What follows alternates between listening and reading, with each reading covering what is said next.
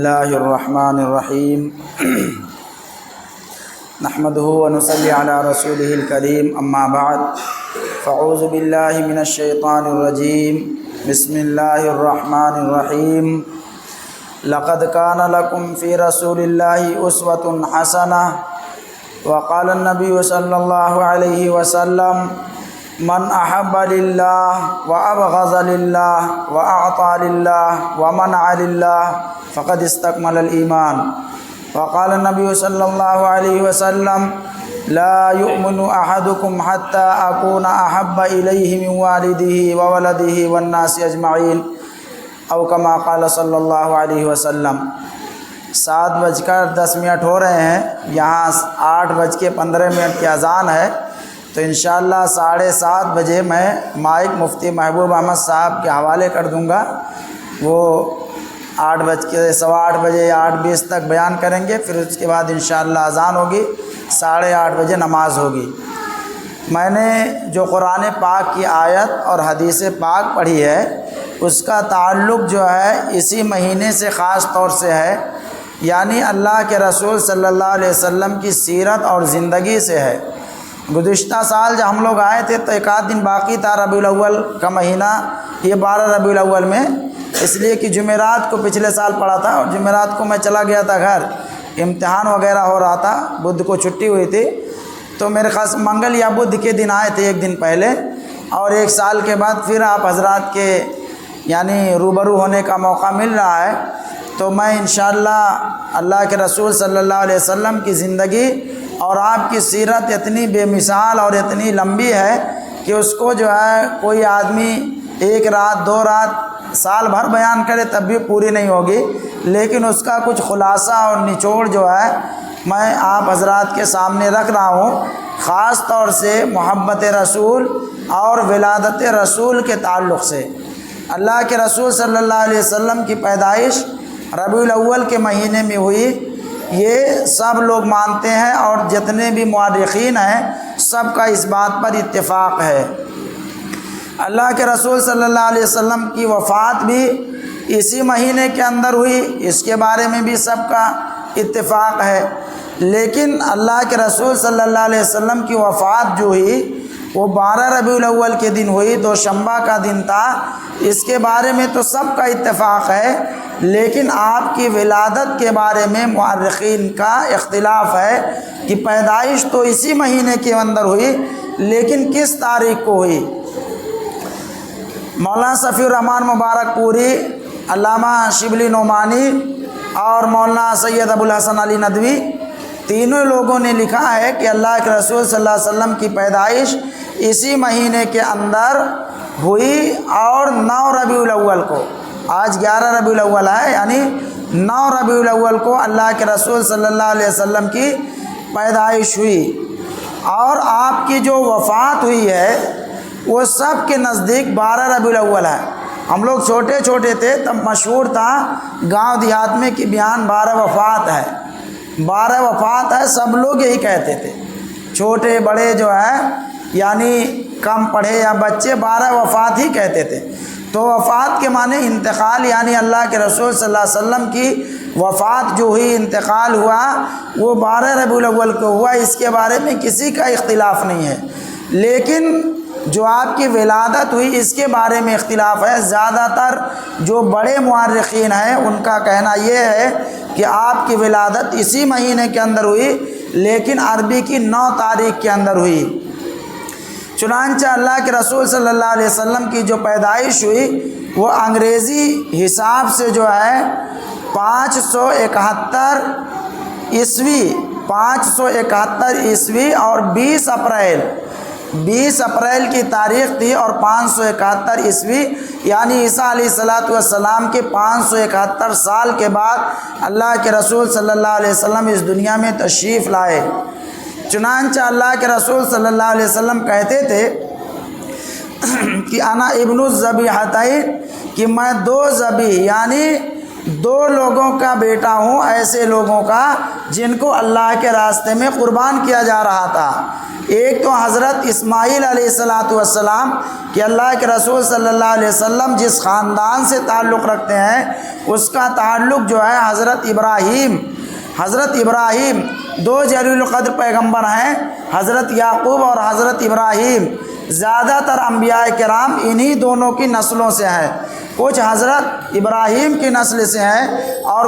کچھ حضرت یعقوب کی نسل سے ہیں۔ یعقوب علیہ السلام کی نسل میں یوسف ہیں، موسیٰ ہیں، ہارون ہیں، عیسیٰ ہیں، یہ سب جو ہے اس نسل سے تعلق رکھتے ہیں۔ اور ابراہیم علیہ السلام میں یہ اسماعیل ہیں اور یہ حضرت محمد رسول اللہ صلی اللہ علیہ وسلم ہیں، اور بھی کئی پیغمبروں کا تذکرہ آتا ہے۔ چنانچہ اللہ کے رسول صلی اللہ علیہ وسلم کہتے تھے کہ میں دو ذبیحتین، انا ابن الذبیحتین، میں دو ذبیح کا بیٹا ہوں۔ ایک تو ذبیح اسماعیل ہیں اور دوسرے ذبیح حضرت ان کے والد حضرت عبداللہ ہیں۔ عبد المطلب کے ہاں جو ہے، عبد المطلب زمانے جاہلیت کے اندر یہ نظر مانے کہ اگر اللہ تعالیٰ مجھے 10 بیٹے دے دیں گے تو میں ایک بیٹے کو اللہ تعالیٰ کی نذر، رب کعبہ کی نذر جو ہے اس کو قربان کر دوں گا اور اس کو یعنی ذبح کر دوں گا اللہ کے راستے میں۔ لیکن بعض تاریخ کی کتابوں کے اندر لکھا ہے کہ زمانے جاہلیت کے اندر یہ دستور تھا کہ اگر کسی کے ہاں 10 مذکر اولاد ہو جاتی تھیں، 10 بیٹے ہی بیٹے، تو 10ویں بیٹے کو ہبل جو مشہور بت تھا اس کے نام سے اس کو دم دیا جاتا تھا، اس کو جو ہے اس کے لیے بلی چڑھائی جاتی تھی۔ چنانچہ عبد المطلب کے 10ویں اولاد حضرت عبداللہ جب پیدا ہوئے تو یہ بہت زیادہ حسین و جمیل، خوبصورت، زیرک اور ذہین تھے۔ چنانچہ حضرت عبد المطلب کو یہ فکر لاحق ہوئی کہ میں نے منت مان لیا ہے اور ان کو اللہ کے راستے میں رب کعبہ کے لیے ان کو قربان کیا جائے گا۔ لیکن جب حضرت عبداللہ کی عمر 18 سال کی ہو گئی تو یہ ہوا کہ اب ان کو ذبح کیا جائے اور وعدے کے مطابق ان کو بھینٹ چڑھایا جائے۔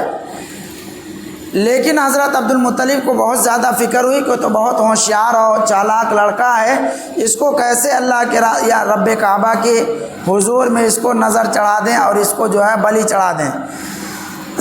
اس لیے ان کو تجویز پیش آئی اور ایک دن جو ہے انہوں نے کہا کہ نہیں، جب وعدہ کر لیے ہیں تو وعدہ کو پورا کرنا چاہیے، اور ان کو لے کر جو ہے ذبح کرنے کے لیے چلے۔ عبد المطلب اپنے قوم کے سردار تھے، جتنے سردار تھے ہر قبیلے کے سب اکٹھا ہو گئے کہ کہاں اس کو لے کے جا رہے ہیں، اتنا بڑھیا لڑکا کہاں ملے گا جو ہے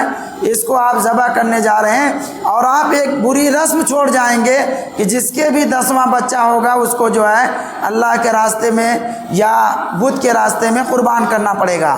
چنانچہ لوگ جمع ہو گئے اور لوگوں نے جو ہے ایک حرہ عورت تھی جو کاہنہ تھی،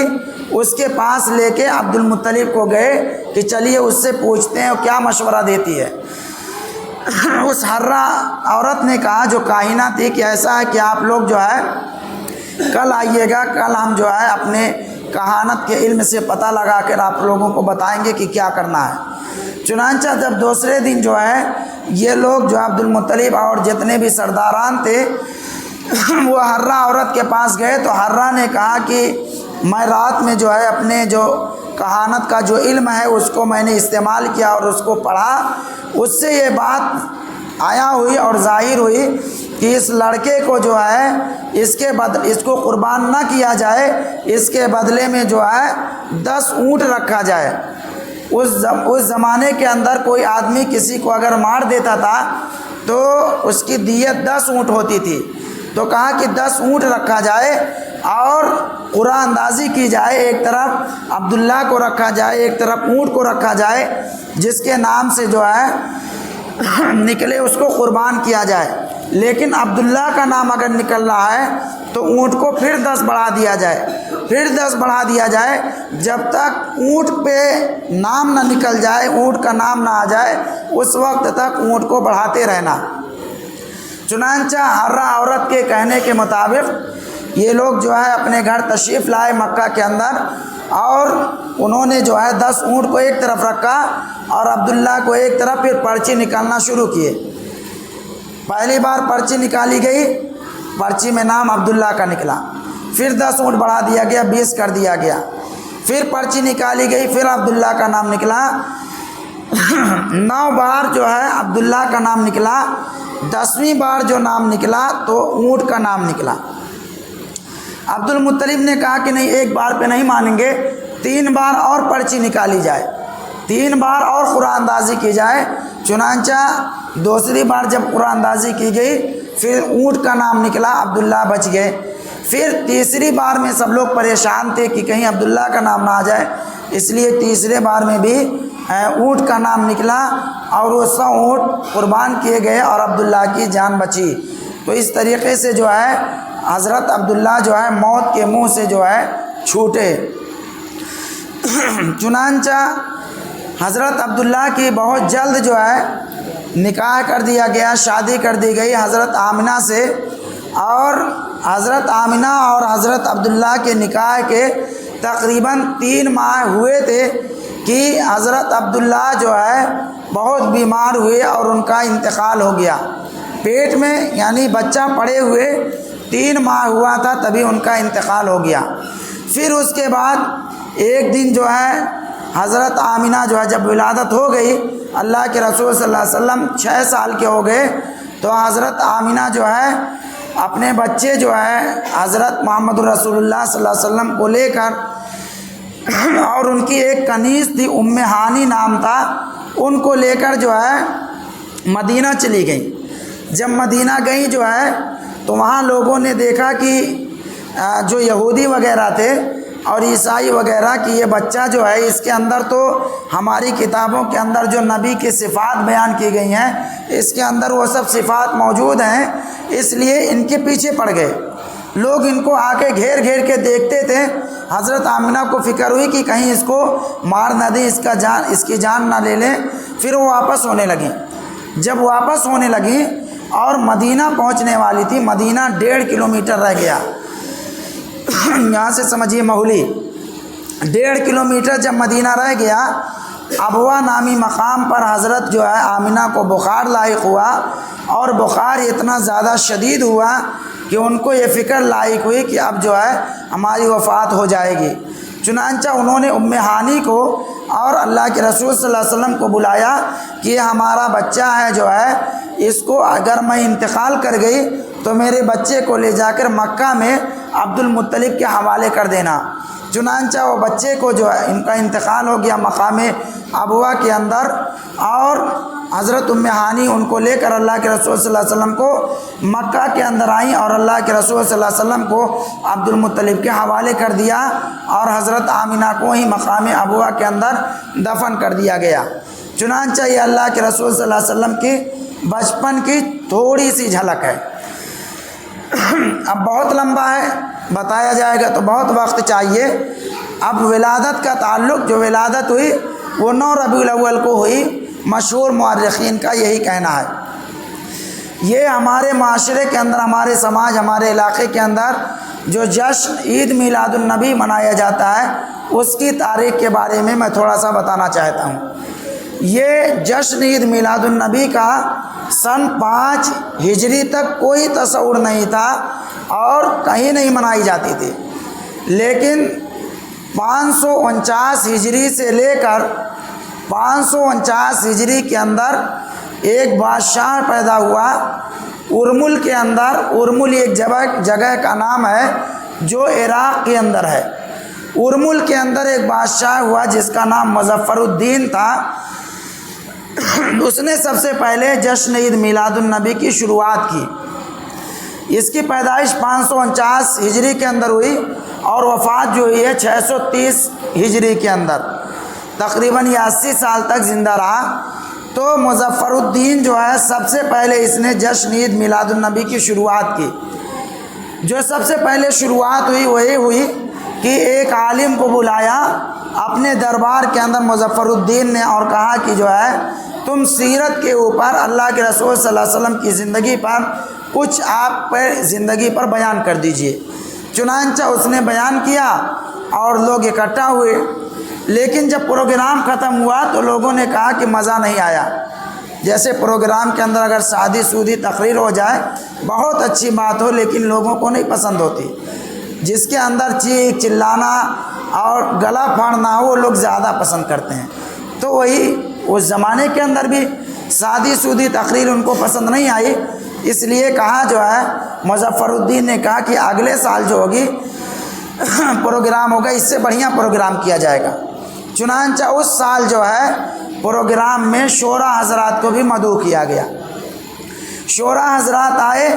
اور انہوں نے کچھ اللہ کے رسول صلی اللہ علیہ وسلم کی شان میں قصیدے پڑھے، نعت خوانی کی اور کچھ تقاریر ہوئیں۔ لیکن دوسرے سال پھر لوگوں نے کہا کہ اس سے بھی اچھا پروگرام کرنا چاہیے۔ تب جب اس سے اچھا پروگرام کرنا چاہیے تو جو موسیقی کار تھے، تھوڑا سا ساز باز گاجا باجا جانتے تھے، ان کو بھی بلایا گیا، اور جو لوگ آتے تھے ان کو بادشاہ جو ہے بہت داد و دہش دیتا تھا۔ ایک عید میلاد النبی کے پروگرام پر اس دور میں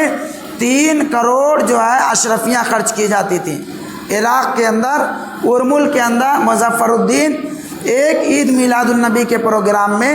3 کروڑ اشرفیاں خرچ کرتا تھا۔ چنانچہ جب لوگوں کو معلوم ہوا کہ یہاں پہ داد و دہش بھی ہوتی ہے، پروگرام بھی ہوتا ہے، تو لوگ جو ہے محرم میں ہی سے شروعات کر دیے اور وہاں ارمل کے اندر بادشاہ کے پاس اس کے دربار میں حاضر ہونا، جمع ہونا اکٹھا کر دیے، اور محرم ہی سے جمع ہونے لگتے تھے۔ پروگرام ہوتا تھا ربیع الاول میں، لیکن آنا شروع کر دیتے تھے محرم ہی سے۔ تو اس طریقے سے جو ہے یہ پروگرام ہوتا گیا اور یہ جو ہے چیز شروعات اس کی ہو گئی۔ قرآن پاک کے اندر یا حدیث پاک کے اندر سلف صالحین، تابعین اور اس کے بعد تبع تابعین ائمہ مجتہدین نے کبھی عید میلاد النبی جو ہے نہیں منایا ہے۔ یہ سن 6 ہجری کی سمجھیے ایجاد ہے۔ مظفر الدین اس کا بانی ہے، جو عراق کے شہر ارمل کا بادشاہ تھا۔ چنانچہ اللہ کے رسول صلی اللہ علیہ وسلم کی محبت کے تعلق سے میں نے جو حدیث پڑھی ہے اسی کو تشریح اور ترجمہ کر کے بات ختم کروں گا۔ اللہ کے رسول صلی اللہ علیہ وسلم نے فرمایا کہ تم میں سے کوئی شخص اس وقت تک مومن نہیں ہو سکتا جب تک کہ میں اس کے نزدیک اس کے والدین، اس کی آل اولاد، اس کے بچوں سے زیادہ محبوب نہ ہو جاؤں۔ کسی سے محبت جو کی جاتی ہے دنیاوی اعتبار سے، وہ 4 چیزوں سے محبت کی جاتی ہے، 4 وجوہات کی بنیاد پر محبت کی جاتی ہے۔ پہلی چیز جو ہے کسی سے محبت کرنے کی پہلی وجہ جمال ہے، دوسری چیز کمال ہے، تیسری چیز مال ہے، چوتھی چیز معال ہے۔ چنانچہ کسی سے آدمی محبت کرتا ہے تو اس کے حسن و جمال کی وجہ سے فریفتہ ہوتا ہے اور اس سے محبت کرتا ہے۔ لیکن اللہ کے رسول صلی اللہ علیہ وسلم کی زندگی اور اللہ کے رسول صلی اللہ علیہ وسلم کا بھی حسن اتنا زیادہ تھا کہ حضرت عائشہ کہتی ہیں کہ یوسف کے حسن کو دیکھ کر مصر کی عورتوں نے انگلیاں کاٹ لی تھیں۔ اگر حضور اکرم صلی اللہ علیہ وسلم کے چہرے کو دیکھ لیتی تو عورتیں جو ہے اپنے سینے کو کاٹ ڈالتی، چاک کر ڈالتی، تو اتنے زیادہ حسین و جمیل تھے۔ دوسری چیز محبت کی وجہ یہ ہے کہ کمال، کسی کے اندر کوئی کمال ہے، خوبی ہے، اچھا مقرر ہے، اچھا رائٹر ہے، تو آدمی کو اس سے جو ہے الفت ہو جاتی ہے، محبت ہو جاتی ہے۔ چنانچہ اللہ کے رسول صلی اللہ علیہ وسلم کے اندر بھی کمال ہے، ہر چیز کا کمال ہے، چاہے بیان کی لائن سے ہو یا اخلاق کی لائن سے ہو، ہر چیز کا کمال آپ کے اندر موجود ہے۔ تیسری چیز مال، اللہ کے رسول صلی اللہ، آدمی کسی سے محبت رکھتا ہے مال و دولت کی بنیاد پر کہ ان کے پاس مال ہے، ان سے جڑے رہیں گے، ربط میں رہیں گے، کبھی ہماری مدد کر دیں گے، کبھی ہمارا کسی موقع پر ساتھ دے دیں گے۔ چنانچہ اللہ کے رسول صلی اللہ علیہ وسلم کے پاس مال و دولت بھی تھی، اور دنیا کی جو ہے سب سے زیادہ اور جتنی بھی دولتیں تھیں وہ آپ کے قدموں میں نچھاور تھیں۔ چوتھی چیز جو ہے وہ معال ہے۔ معال کہتے ہیں امید،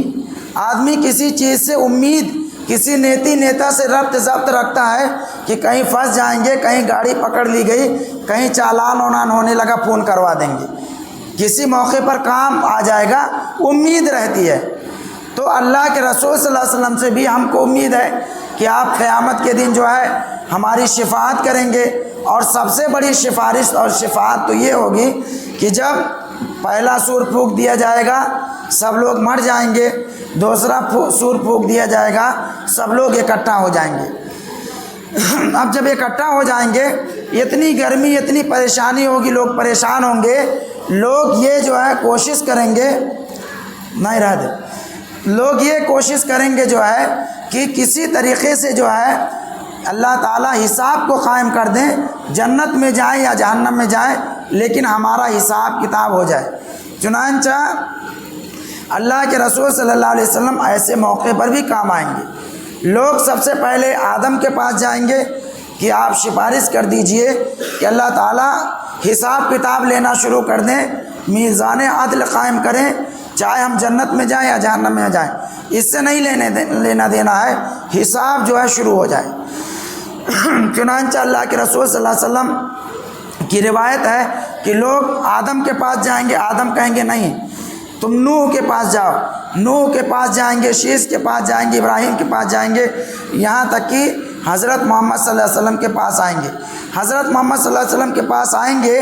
تو آپ کہیں گے کہ ہاں ہاتھی ہاتھی آئیے آئیے، میں ہی اس کا زیادہ حقدار ہوں کہ اللہ کے دربار میں جا کر شفاعت کروں اور یہ کہوں کہ حساب کو قائم کر دیں گے۔ چنانچہ حساب و کتاب اللہ تعالیٰ اللہ کے رسول صلی اللہ علیہ وسلم اتنا لمبا سجدہ کریں گے اور اتنی تعریف کریں گے کہ اللہ کے رسول صلی اللہ علیہ وسلم کہتے ہیں کہ ایسی تعریف میں اللہ کی کروں گا کہ ابھی وہ میرے ذہن میں نہیں ہے۔ چنانچہ اللہ کے رسول صلی اللہ علیہ وسلم سجدہ کریں گے اور اللہ کی تعریف کریں گے۔ آپ کا غصہ یعنی اللہ تعالیٰ کا غصہ کچھ ٹھنڈا ہوگا۔ اللہ کے رسول صلی اللہ علیہ وسلم کو کہا جائے گا ارفع راسک یا محمد، اے محمد اپنے سر کو اٹھائیے، اشفع تشفع، شفاعت کیجیے، آپ کی شفاعت قبول کی جائے گی۔ تو اللہ کے رسول صلی اللہ علیہ وسلم کہیں گے اللہ تعالیٰ حساب کتاب قائم کر دیجیے۔ چنانچہ حساب و کتاب کا جو ترازو ہے اس کو قائم کیا جائے گا۔ اللہ تعالیٰ فرمائیں گے کہ کون ہے جو سب سے پہلے حساب کے لیے آئے، اس کو حساب کے لیے پیش کیا جائے۔ چنانچہ میرے محترم بزرگوں اور دوستوں، ایک دم بالکل آخری مرحلے میں میں ہوں کہ حساب کتاب کے لیے جب پیش کیا جائے گا، بلایا جائے گا کہ کون سب سے پہلے حساب کتاب کے لیے آئے گا، تو سب سے پہلے جن کا حساب و کتاب ہوگا،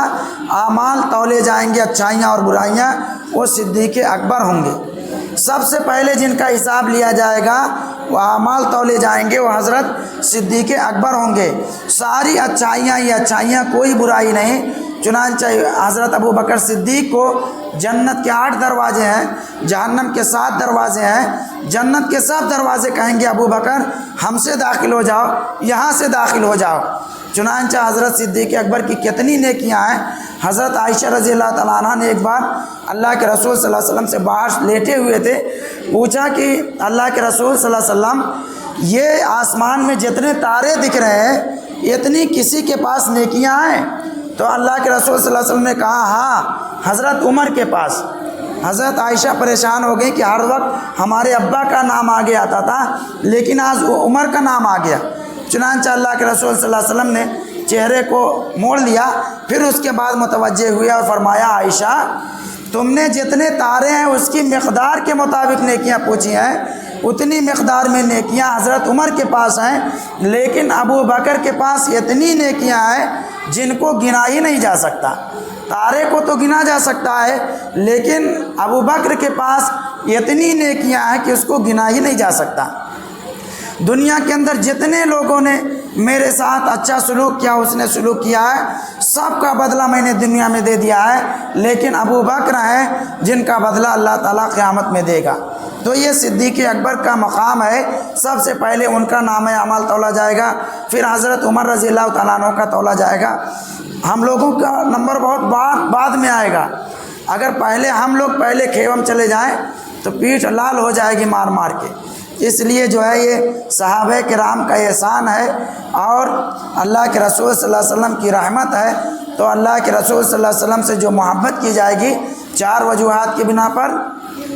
اور چاروں چیزیں اللہ کے رسول صلی اللہ علیہ وسلم کی زندگی میں بدرجہ اتم ملتی ہیں، اس لیے ہم اللہ کے رسول صلی اللہ علیہ وسلم سے محبت کریں، اور محبت کی سب سے بڑی نشانی یہ ہے کہ آپ نے جو کہا ہے اس پر عمل کریں۔ آپ صلی اللہ علیہ وسلم کو بھی مانیے اور آپ کی بھی مانیے، اللہ کے رسول کو بھی مانیے، ان سے محبت کیجئے، جو آپ نے کہا ہے اس کو بھی مانیے، یہی سچی محبت اور یہی سچا خراج ہے۔ وآخر دعوانا الحمد للہ رب العالمین۔